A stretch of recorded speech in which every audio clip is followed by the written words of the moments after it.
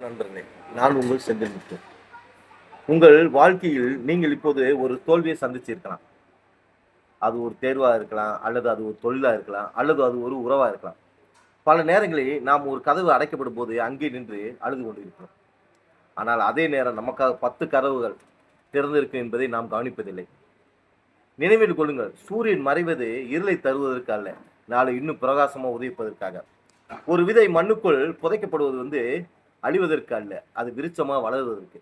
தோல்வி என்பது உங்கள் திறமையின் குறைபாடு அல்ல, அது உங்கள் முயற்சியில் இருந்து ஒரு சிறு இடைவெளி மட்டும்தான்.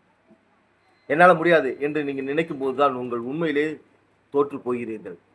ஆனால் இன்னும் ஒரு முறை முயன்று பார்ப்போம் என்று நீங்கள் எப்போது நினைக்கிறீர்களோ அப்போது உங்கள் வெற்றி ஆரம்பமாகிறது.